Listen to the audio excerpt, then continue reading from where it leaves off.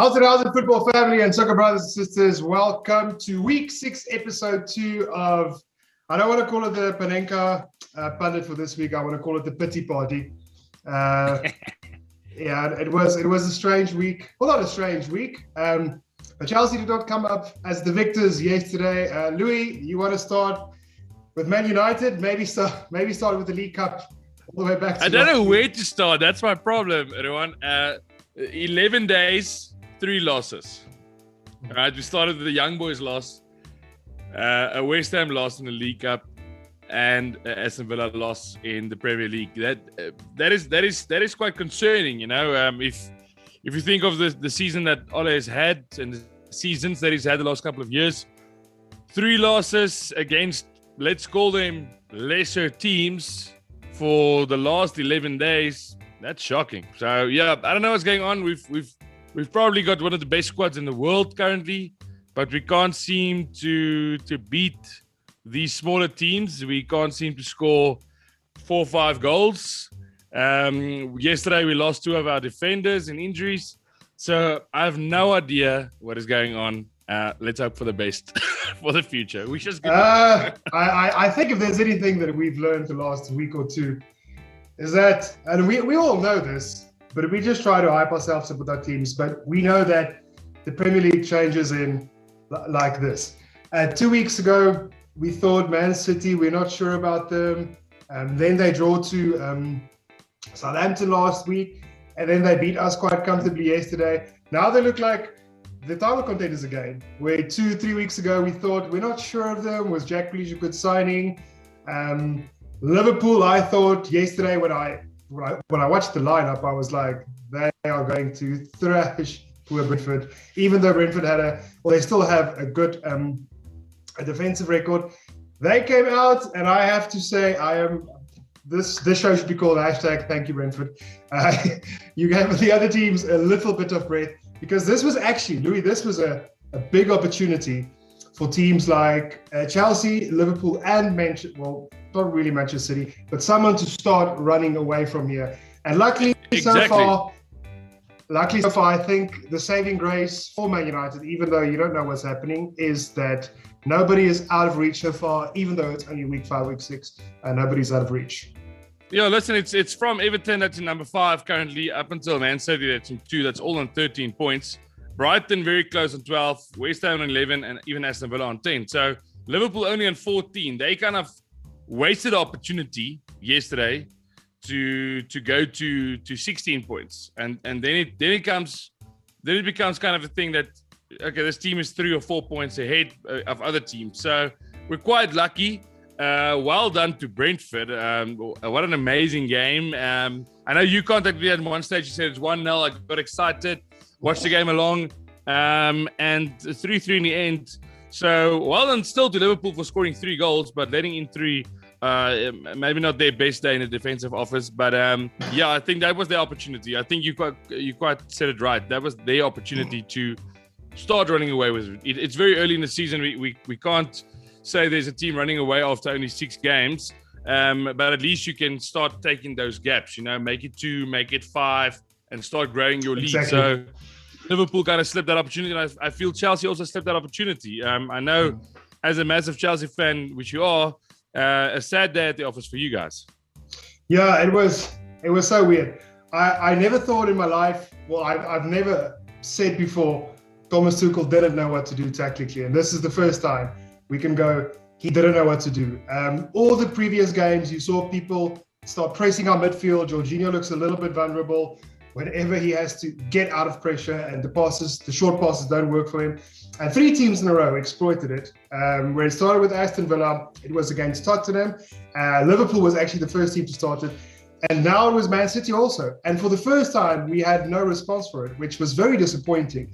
I think the first thing that Rio Ferdinand said after the game, and also the ESPN pundit said, the one outlet we did have was unfortunately injured, which was Mason Mount. So he could be a driving force midfielder, which the other midfielders are not. But a positive I do take out of this game is Thiago Silva is still world class. If Mendy was not there, it was a 2-3-0 game. He made amazing saves. We unfortunately also lost our defender, Reece James, and that's when the game changed. He gave Grealish a very tough time. Grealish started going down a little bit slowly. Reece James won the physical battle, and when that happened, I felt that's where they have the upper hand now, because they were just getting past our midfielder defense a little bit too easy. But we have to say, we doubted Pep. I thought everybody said Thomas Tuchel has his number, and they came back. They won 1-0. I'm very disappointed how they conceded the goal. It was from ricochet. Jorginho didn't do his work properly. I think he was the worst player on the Chelsea fan, unfortunately, for this day. But that's how it works. We can never, ever predict that stuff. But it was a must-win for Man City. And we said we had to get away. We had a chance to get away, and Liverpool had a chance to get away. But the thing for Man City is they face PSG in the week for Champions League, and then they face Liverpool this weekend. So I think if there was one place they thought we have to get points, maybe Chelsea was that. Because I think as a starting 11, Liverpool are still the best team in the Premier League. Not squad-wise, just starting 11. They are super dangerous. So I think the odds of drawing against Liverpool is a lot higher than drawing against Chelsea, because the last 12 fixtures, Chelsea and Manchester City, there was not one draw for the last 12. Either someone won or either someone lost. So I think, well, congratulations to Pep and his men, Man City fans, whoever, wherever you are. I think also Manchester City just managed to get a little bit of spirit behind it, because they were finally in a stadium where there were fans. But yeah. Let's quickly get to Man U first before we go on. Just quickly want to mention this. I just realized that now. If we drew that game with that penalty in the end, we would have been joint top of the log with Liverpool. So again, a missed opportunity for us as well. And Ruan, you're an outsider. What are your thoughts? Do you give it to the best in the world, or do you give it to a guy with a 93% accuracy in penalties? Who's going to take the penalties? So if I just want to, for the rest of the season, who's gonna take the best in the world? Ronaldo, 83% accuracy in penalties. Bruno Fernandes, 93% accuracy in penalties. Who takes it?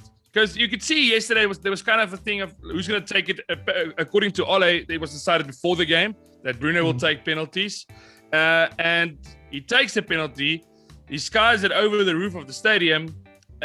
We know that he's brilliant in it, but in such a crucial moment, in added time, in a game that a draw will take you to the top of the Premier League, who takes the penalty? My question to you.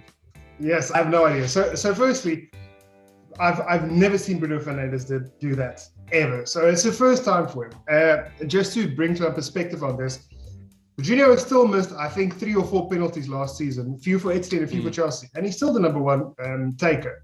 I just think technique-wise, he might outsmart the goalkeeper. He might be the more accurate scorer. I don't know what your feeling is. Do you think Ronaldo is a more accurate striker? I think Bruno Fernandes has a very good record. And remember, this is unfortunately how this works. If Bruno Fernandes did get that penalty and he put it in the top of the net, everyone would have said, he's still the best penalty taker. Yeah, he's still penalist. Everyone would have said it. Unfortunately, the first time he skied one like that. I know this is his second one that he's missed. Where the first one was not a miss, it was actually saved. This was the first one that he made a mistake. Maybe he slipped a little bit, maybe overpowered it. I don't know what happened, but it's the first time. And I think because it's the first time, it's unfair to say Ronaldo must take it. Because without Ronaldo, he still put in those penalties last year, even though Ronaldo was not there. So it's not. If I think the discussion would be different if he missed 3 or 4 last season, then it would be a different thing. But because he's been so successful, I think it was a one occasion thing. If this happens again, let's say another 2 times this league, then I'll say, you know what? Let's give it to Ronaldo. We saw what happened with last week against you guys when you got a chance to stop a penalty. Yeah, West Ham made what a stupid call that was, bringing someone on who doesn't touch the ball. So I don't think this talking topic... And how many times did you give slack to David De Gea last season? And coming in and making a world-class save. So I think the Ronaldo discussion can go on forever. I just think he will definitely have more of a presence when he walks up to you. If Cristiano Ronaldo walks up to the penalty spot, But then you get Yeah, someone like Emi Martinez yesterday that went to Ronaldo and said, I want you to take the penalty. Yeah. So please come and take it. So he was ready. It would have been interesting to see what would have happened. But hard luck for us and a missed opportunity. I see we're playing Everton on Saturday. Never an easy game against Everton. So yes, let's hope a couple of decisions and results go our way next weekend, that this group can continue fighting very close to the end. I don't like the seasons where a team runs away with it. So let's hope this is one of those that we can get 4 or 5 teams. Yeah. This is not going to be that. I think this is, for the last 6 seasons, I think we can say this is the toughest. This is the toughest top 4 we've had so far. There's not really a top 6, because at the moment the top 6 looks like it might be an Aston Villa or a West Ham even. So it's not your traditional top 6. By the way, we talked about, I just want to mention something before I forget. If Brighton wins today against Crystal Palace, they go to the top of the league. Right. Yep. So just to calm everyone down, that is ourselves also, we're predicting too early, thinking these people are running away, these people are running away. It's possible that Brighton win Crystal Palace. If they do, they go on top of the league.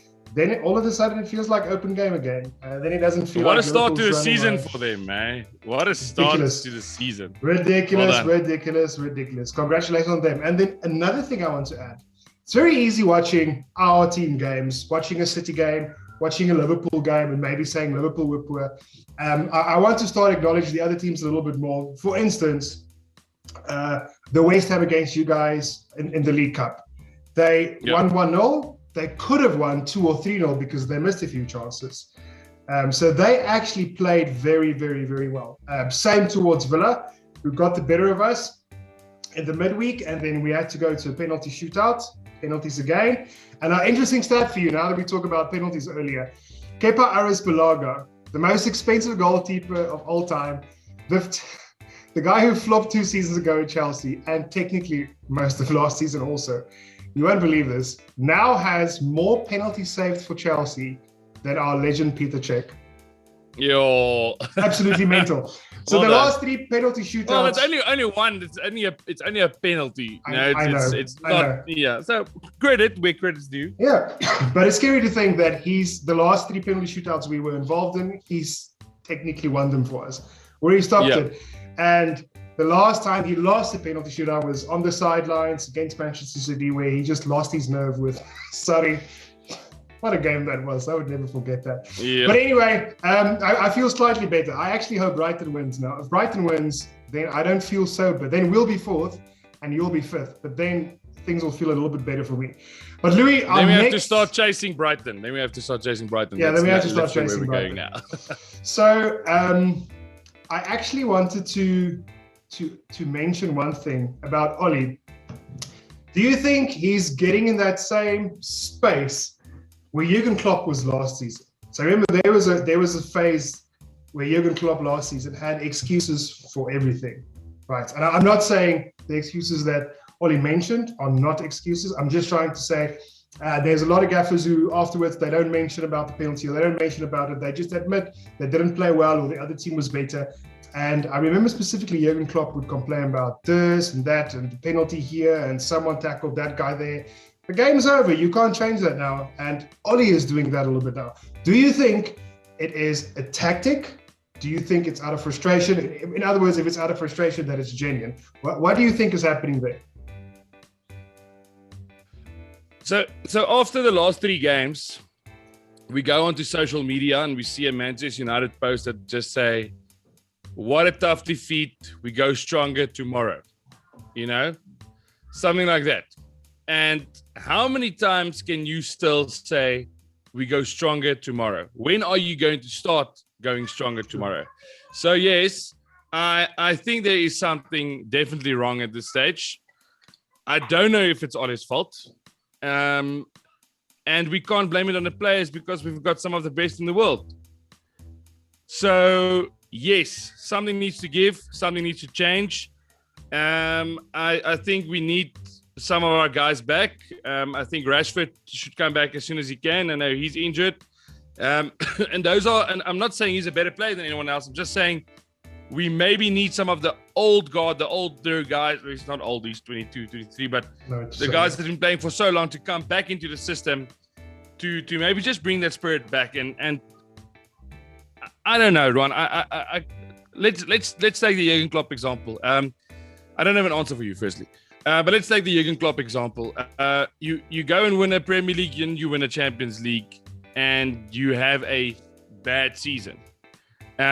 It's still the same players. It's still the same coach.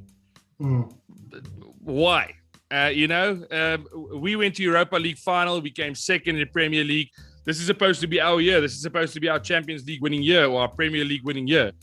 And it's not going to script at this stage. So why? I have no idea why. Because it's the same coach. It's better players in our situation. In Jurgen's situation, it was just kind of the same players. We have some of the world's best in our squad now. In a Varane, in a Ronaldo, and still we can't win games that we're supposed to win. To lose against young boys, okay, we had a red card, but that's a game that you have to win. To lose against Aston Villa, great team, without Grealish, 1-0, not even scoring a goal, it's unacceptable. So I don't have an answer for you. I don't know what's going on, but I just hope it gets fixed very soon. Yeah, I don't have an answer either. The answer that I get in cases like this, when there's better players, the roles are not coming in, is the sack. That's basically what happened to Frank Lampard. Good players came in. It's not necessarily the good players' fault or the experienced players' fault. Things didn't happen. And sometimes you feel like it was just more simple with less people or less staff or less heroic people in there. Because ultimately, getting or spending more does put more pressure on you, and you can't help it. And it's the same that the unneeded pressure gets put on English players because their market value is higher because they're English players. They don't choose that. They don't choose that market value. That's unneeded pressure on the player. That's unneeded pressure on the manager. But maybe there is some time for you guys to justify the actions of last season against Villarreal this Wednesday. I think the game's at 9 o'clock. This Wednesday against Villarreal at 9 o'clock. You think you guys can take it? Yeah, we have to. You only have 6 games in the Champions League group stage, and we've lost against the team that we should have beaten twice. So we've lost out on potentially 6 points. Let's call it now 3. So yes, 5 tough games, 5 must-win games for us. You have to at least get 12 to 13 points in the group stage to easily proceed. So let's hope it happens for us. We narrowly lost out against them last year, and it was a penalty shootout. So yes, I want to add something to your previous question, Ron. You said it's time for a sack, maybe, or possibly a sack. Have you heard? I just said that's what I'm used to. Have you heard who the rumored replacement is if Ole goes? Yes, it's your favorite friend, Conte, Antonio Conte. Is that correct? I won't say no to that one. I would really like him to come in. No one would say no. No one would say no because he is one of those instant fix managers. He does work instantly. It doesn't take 3 or 4 years, but you need money. But also there was something. I think it was one of the Sky Sports partners. I went off topic again. No, that's fine. I'm glad you mentioned that because I don't know if you remember this. 1 year ago, there was when the rumors started that PSG is going to sack Thomas Tuchel. One of the first questions was, Man United need him, or were they interested? And no one really responded, but also no one knew that Thomas Tuchel at PSG that we know now at Chelsea. Of course. So it's quite scary to think how it would have been unfair it would have been unfair to Ole if they just had to let him go, because he hasn't really done a lot of things wrong. He's made great signings. He's building a great squad. He's got a great management team. He came third, second, final of Europa League. So it's not going bad. We're just not winning trophies.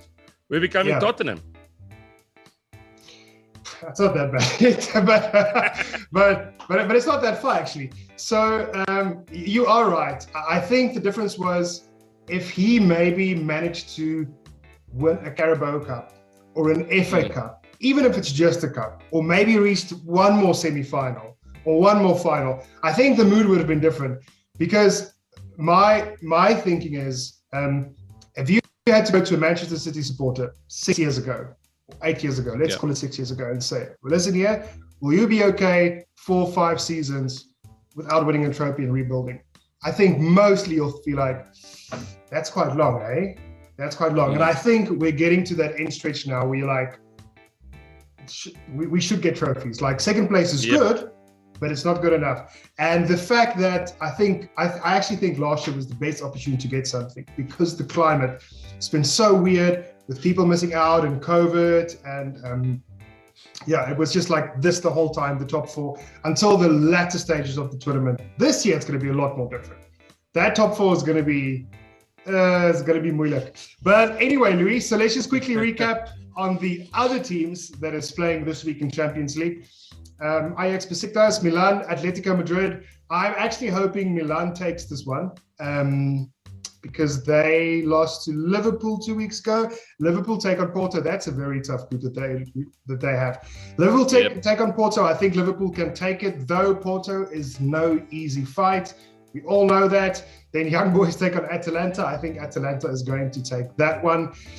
We take on Juventus, and you guys take on Villarreal. So I wanted to say more things just on the Chelsea side. If we can just get past Juventus, get a victory there, we can breathe a little bit. I mentioned earlier, we've already played Arsenal, Tottenham, Liverpool, and Man City, and Aston Villa twice. So I think after that, the fixtures get a little bit easier for us after Juventus. So hopefully we get a win there. I don't think there's going to be any shocking upsets. I think it's going to be pretty routine. No, it's not going too well for Juventus at this stage in the league. So let's hope. I think that's one of the games of the round, as well as the PSG Man City game, and then Sheriff winning their first game on match day 1, but now coming up against Real Madrid. So let's see how that's going to pan out. Maybe there's a little shocker for us lying in the wake somewhere. Maybe there is. And we have not yet touched base on the Arsenal and Tottenham game. It's because while we are recording this, they have not yet started the game. So are we quickly, well, when people start seeing this, they'll probably see that we were wrong about our prediction. So do you think Tottenham's going to take it, or do you think Arsenal's going to take it? North London has to be white tonight. I can't see another way. I'm actually gonna go the other way. I think Arsenal just have a chance because Tottenham don't look great. Well, none of them look amazing. All of them have 1-0s in them. It's just who's going to get the 1-0. So highly likely of a 1-1. I can't see anyone scoring more than 1 goal in this game unless Harry Kane comes to the party. Finally, hopefully Brighton wins, and then we have a new number 1, and then everything starts. That will be awesome. That'll be awesome. As long as it's not Liverpool, then I'm happy. Not Liverpool, not City, not Chelsea, then I'm happy. But Louis, doesn't it feel like if Brighton just goes to the number 1 spot, everything changes? It feels like everything starts new again. The panic from your game not working out and our game not working out feels like new again. It feels like you have to start over. No panic. Liverpool is second. Isn't it amazing in this league? Yeah, no, it is. It's the best league for a reason. It's an upset every week. We have runaway winners. We have those years, but I think we just discussed it. This might be a year where you get 4 to 6 teams that are actually fighting to the end. Let's hope that is the case. It will be amazing. Yeah, I'm hoping for that. Yeah. That's it. Thank you for tuning in. Thank you on this late Sunday afternoon, Louis, for making your time available. I appreciate it. Till next week, guys. Chip the keeper.